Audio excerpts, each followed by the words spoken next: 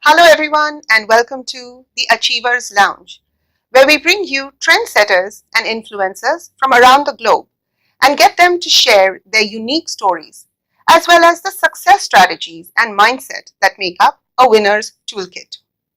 In today's show, we have with us a wordsmith, a radical fundamentalist, and a journalist.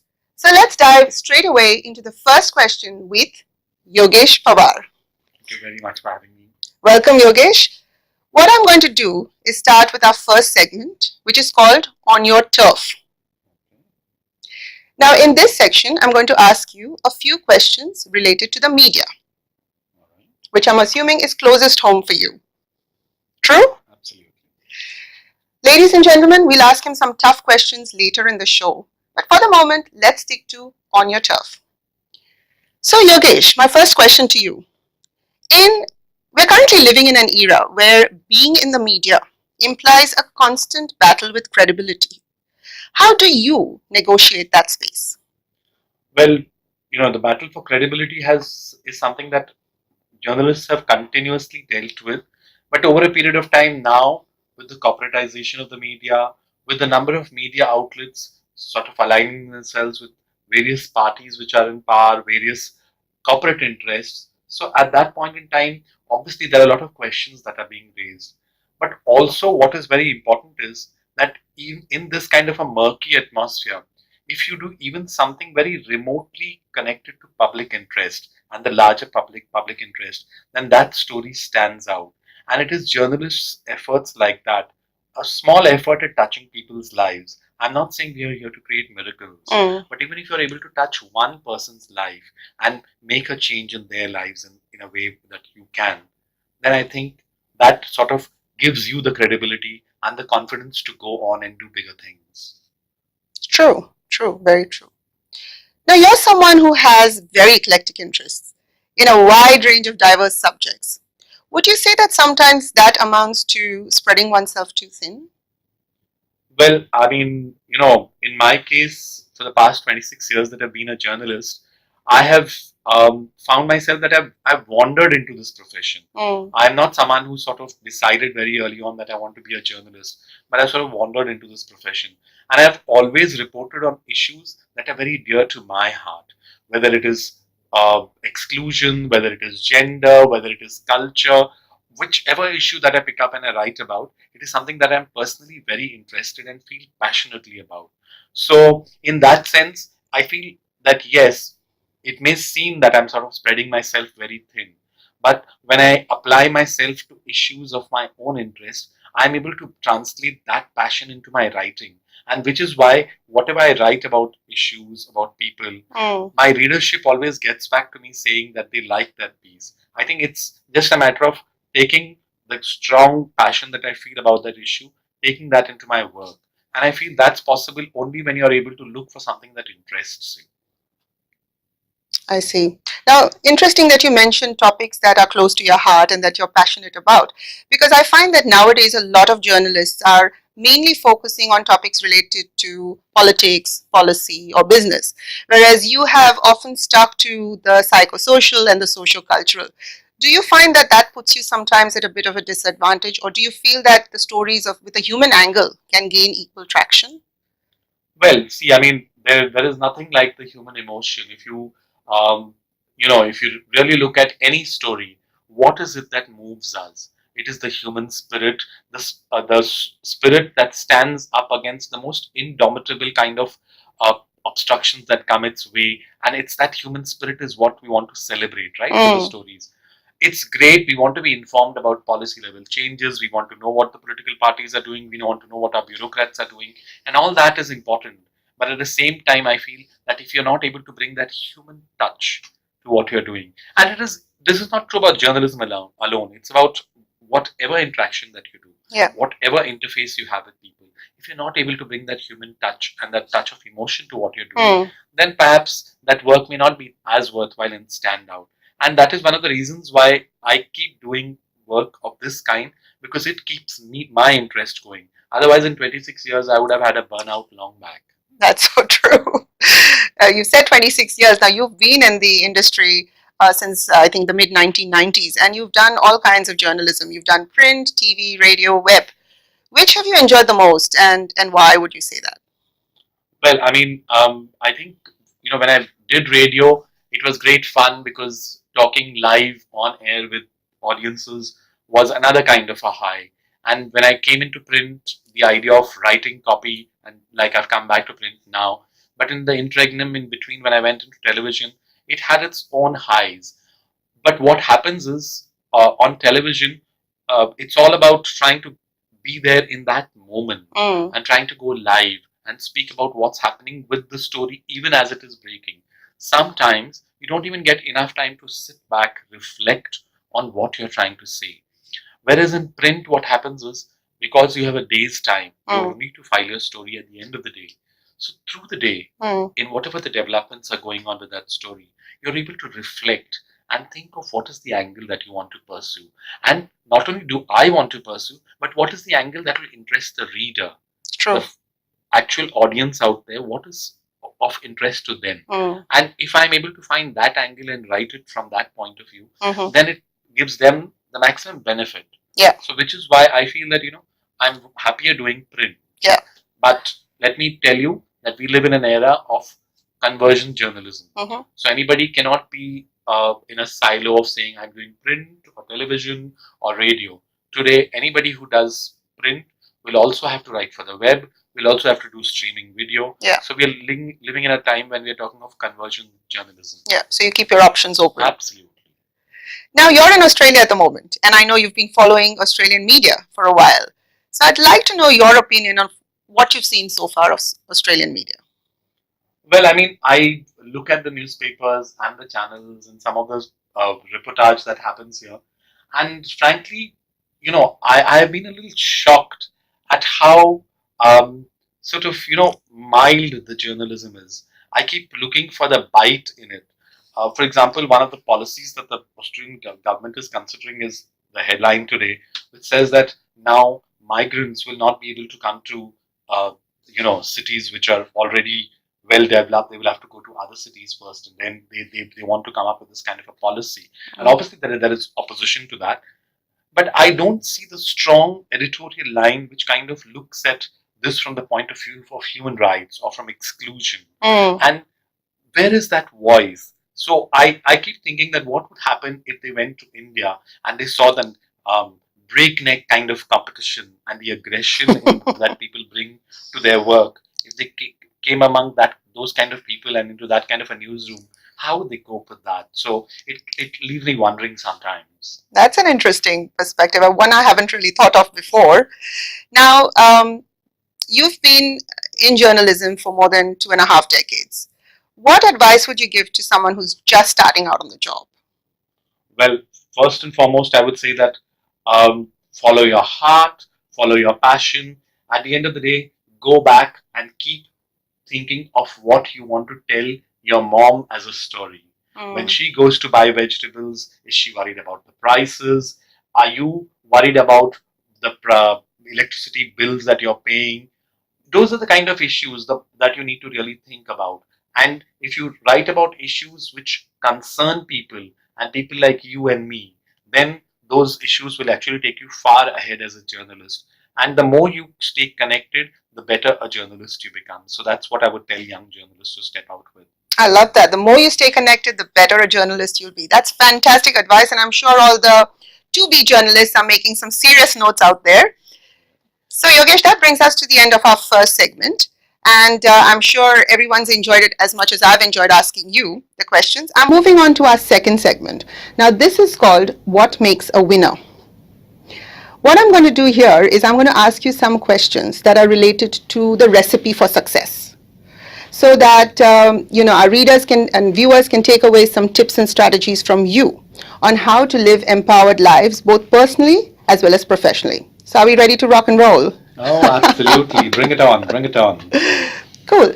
Since I'm all about motivation in a lot of work I do as a success coach, I want to begin with motivation.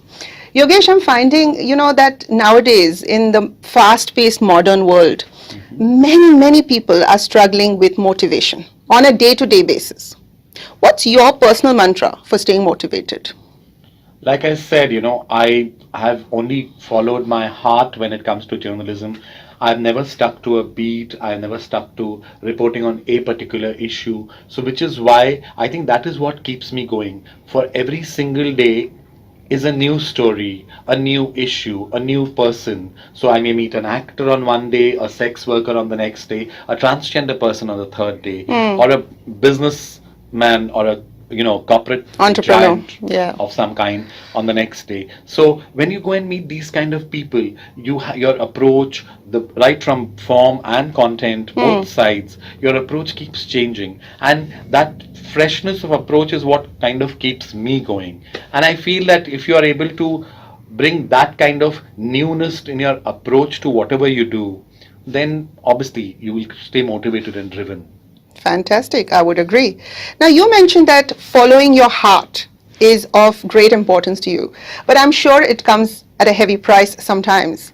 Because when you follow your heart, there are always people waiting around to criticize. Absolutely. Which brings me to the concept of constructive criticism. I find that it is one of the most misunderstood concepts. Many people are uncomfortable with getting feedback that is less than positive. As a journalist, I'm sure you've had your fair share of negative feedback or criticism that didn't quite, make you comfortable. How do you handle negative feedback or criticism that makes you a little uncomfortable about yourself? I think there will be there is nothing more tougher than being in an Indian newsroom where expletives fast are thrown all over the place. People are screaming at you. Even objects are hurled at you Oh my when goodness. something goes wrong. But all that sort of shapes you over a period of time. If you take the negative through it, and you kind of start in a sense putting yourself into a cocoon and saying that, oh, I don't want to engage, I don't want to do anything of the sort, you will not grow. Perhaps people will stop bothering you, but you will also not grow. If you are able to take the very same criticism that people are hurling your way and think about what you're doing, look at other people's work, compare what you've done, and for a long time, let me tell you, I would be very unhappy with the kind of stories I wrote. So when I looked at my peers' work or somebody whose work who was praised, I would always go back to their old story and look at what they've done in terms of their changes in their work or their working style or their approaches. Or even in my own story, if the desk reworked a story of mine, I would sit with both the printouts and actually look sentence after sentence looking for changes. And that sort of taught me to find my own pace, my own style, and arrive at where I am today. Yeah. So that's the kind of approach you need to have with constructive criticism.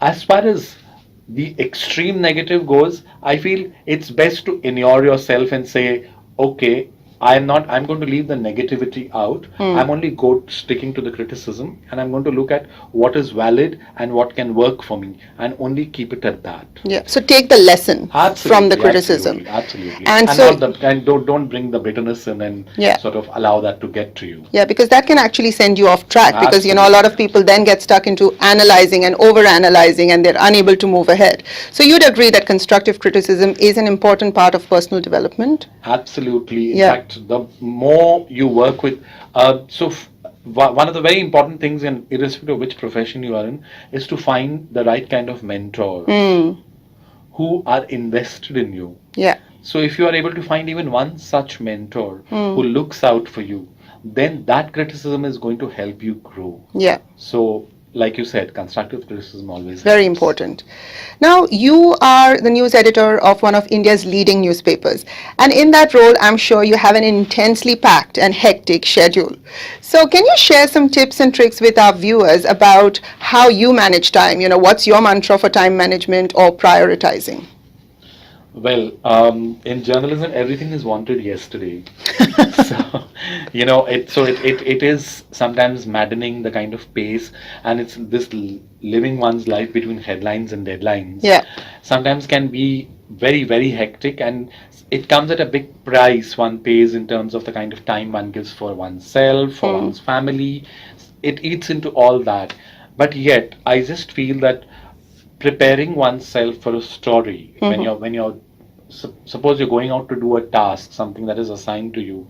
If you prepare yourself, if you read up about that subject, and then go and ask the right kind of questions, you will get a little more than other journalists will. So, it's always best to be prepared and spend some time, those 5-10 minutes that you will the night before, reading up about the issue. Yeah. So I feel that sort of always given me the edge. Very often what happens is you've reached home very late in the night, and all you want to do is hit the sack and Crash. that's it. Yeah. But I feel if you're able to push yourself that much more and give yourself those few minutes, it'll give you an edge on the next day. Absolutely. Preparation is the key, guys. So when you're prepared and you do that work in advance, it helps you save time the next day. Cool. Now, I want to know, Yogesh, and I'm curious, and I'm sure my viewers are as well, what's the best piece of advice you've ever been given? My best piece of advice would be, I will take her name, Meenal Bagel, who I think has been one of the toughest bosses I've worked with. But one thing she told me, she said that don't use jargon and write for the man on the street. If it's something that you don't talk to your mother about in that kind of language that you talk to your mother with, then don't use that kind of language at all in your writing. You're not writing to impress, you're writing to communicate. And I think it is the best possible advice that I've had. And I know from the pieces I've read by you that you have followed that advice. Is that right? Absolutely, absolutely. I mean, in fact, when I write, I have this very weird practice of, once I've written my piece, I sit and read the piece aloud to myself. Sometimes when you look at the written word, it can mean something else, but when you hear what is being said, and it may sound like, this is not the way I speak, this is not the way like anybody speaks, and then what that means is you go and rewrite that sentence, that little patch that you've written, it needs to be reworked completely. Yeah. And like Yogesh said, when you get a good piece of advice and you know that it's going to work wonders for you, the best thing to do is act consistently on it. Sometimes people appreciate good advice and don't do anything with it, and that's why so many doors to new opportunities remain closed. But like you said, it's very important, once you've received a piece of advice that's going to help you move ahead, to actually act on it consistently. Fantastic. Well, that brings us to the end of this segment. And now, are we ready for a really, really fun segment? Okay, the tough one's coming here. Yogesh doesn't sound very sure, but this is going to be fun. I call it No Time to Think. Okay.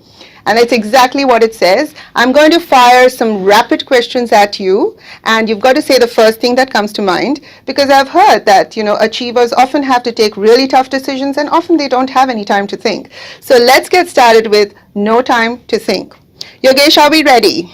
Okay, I'm a little worried. Wary. Okay, bring it on. Have you ever been economical with the truth? Well, I mean, I would be lying if I say that yes, I've not been economical, but yes, there are times when you have to say something and it's very unpleasant or going to hurt someone, so you kind of mention it, but don't kind of take it exponentially to the level that it actually has happened. You just mention it in the passing and come back from there. Largely, I just believe that there is so much unpleasantness around our lives. It's best not to bring the readers, the viewers, more of it. So, yes, when you tell them that an accident happened, why do you want to get into the gory details of what is? So, at such points in time, I just say that there's been a mishap and leave it at that. And you can give a figure of the fatalities and the casualties, but I think it's best not to get into the gory details. So sometimes it's okay to spare some details. Absolutely. Yeah. It's nice to be a little economical with those. Fantastic. Now tell me, how do you think Australian journalists would survive in an Indian newsroom? Would they survive in the first place in an Indian newsroom? Well, I don't see from what I've seen in the media here, it'd be very, very, very unlikely that any of them would be able to survive, even function in an Indian newsroom. Pampered as they are with all kinds of technical and logistical support, and the kind of time lines and deadlines that they have, the luxury that they have. In India, everybody has to file a story a day, and then sometimes even 2 or 3 of them. And the kind of intense deadlines and the kind of impossible deadlines that people are given, what that does is it sort of puts you in a crucible and makes you really hardened, good journalists. Yeah. And I wonder whether any of our Australian peers will be able to face up to that kind of atmosphere. Okay, so intense and impossible. That's how we describe an Indian newsroom, yeah? Absolutely. Cool. Now, have you ever spiced up a story? Well, I have spiced up stories which are not what one will call news stories. There have been stories, for example, of there was a time when I would write for film magazines, Stardust, when I was in college. And I know of occasions when I have spiced up stories related to an affair that an actress and an actor were having. And I'd like to tell the viewers who are watching, and you also, Nim, that sometimes the actors and actresses would actually ask us to spice up the stories themselves because it would mean that they would have more currency and people would talk about them. Yeah. And filmmakers would come to them with offers. Yeah, I've often suspected that, but I'm glad to hear that from you. Now, your autobiography would be called. Um, I don't know. I think it should be called Bury in a Hurry. Oh, I like that. Would it have a tagline, do you think? Can't think of a tagline as of yet, but maybe when I've written it really, Yeah. I'll come to the tagline when we come to that. And I'm sure it'll be a really, really clever one, knowing Yogesh. But I love that title. Having said that, how far would you go to get a good story? Uh, Confession time. I must say that there are times when there's an impossible story, and to get to it, you have to sometimes play along with people and sometimes give them an impression that you're going to play along more than you know that you will, just because you're sort of offering yourself as bait in a sense, so that you'll get the story. No, I haven't crossed any lines as yet, but yes, I have sort of let someone believe that they're going to have the better of me, but no, I've not crossed that line. But in the end, it felt like I was playing along and I was sort of playing with their feelings. But at that point in time, the story was very important and it meant everything to me in life. So to crack that story, I had to do this. Cool. Do you like to be read or seen? There was a time when I would like to be seen. When I was on television, one was addicted to the idea of standing up there and going live on air and stuff like that. But over a period of time, I realized that when I look back to those 8 years of me being on television, not many people remember the times that I went up on air. Even now, before I joined NDTV, when I was with the Indian Express, I meet bureaucrats, ministers, very old people who remember some of my reports for the Indian Express. Oh, wow. So they remember work that was done for print. And I think print bylines stay, those stories are in people's memories, and this shelf life is far more than for the television work. Television work is here and now in the moment. Yeah. But it's also ephemeral. It is forgotten very quickly. Yeah. So in that sense, I think I would like to be read more than just being seen. Print has a longer memory. Absolutely. Leaves a big imprint. That's a good one. Now, if you were an animal, Yogesh, what would you be? My God, that's a tough one. What would I be? From the time I've come to Sydney, I've seen a lot of foxes around, and I like how they go. They know exactly where to go and forage for food. So I think journalists are a bit like that. They know exactly where to go looking for news. So maybe a fox. Yes. I like that.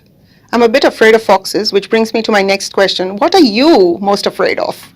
Oh, I cannot tell you, because I live in India and we live in such uncertain times. I am most worried when my daughter is out. And I'm always trying to, even if I'm now here in Sydney, if she goes somewhere, I'm always trying to monitor whether she's come back home, wherever she is. I'm always concerned, and nothing can make me more scared than not knowing where she is at any point in time. So that, I think, is something that makes me most afraid. So the father in me is I'm sure a lot of our viewers would agree because Absolutely. You're a parent, you should I know know, this. and I've heard many people say, and I agree, that we didn't know what fear was till our child was born. And that was our Absolutely. introduction to You fear, said and it, it you sort of said it. sticks through life, doesn't it? Absolutely, absolutely. Now, in the face of danger, fight or flight? No, I'd say flight, then save yourself, come back for another fight. Oh, I like that. Flight, be safe, come back and fight. Absolutely. Love it. And lastly, is there anything you're envious of? Yes, there is tons of stuff I've been envious of from early childhood when I saw people who are well off, better looking, people who are more talented than I was. And it sort of made me into the kind, I realized the only thing I can do is communicate, talk. And I thought, why not become a storyteller? So, in a way, that envy has pushed me into becoming a journalist and also a communicator. So I just feel that it's if this is what envy, a very negative feeling, can do to you, then why not? Bring it on. Yeah, and it helped you discover your zone of genius, and you've been sticking to your lane ever since and doing what you do best. Fantastic. Well, that brings us to the end of today's episode. I'm sure, like myself, you've all had some wonderful insights. I know some of the key takeaways for me, Yogesh, were the fact that it's so important to find a mentor, no matter which industry you are, and look for someone who's maybe 5 to 7 steps ahead of you in the same field, and get them to come on board as someone who can advise you from time to time. What I also really liked about criticism that you mentioned was it's so important to focus on the actual lesson and to keep the bitterness aside. And of course, lastly, it is about following your heart wherever possible, because when you follow your heart, you eventually discover your zone of genius, you discover what you're good at, and when you hone your strengths, you actually have the ability and the opportunity to create magic. So thank you so much, Yogesh, for being here with us today on the Achievers Lounge. I'm sure all our viewers have enjoyed it. I'm your host, Nim Kolkar, and I'll see you again next week with yet another special achiever. Thank you.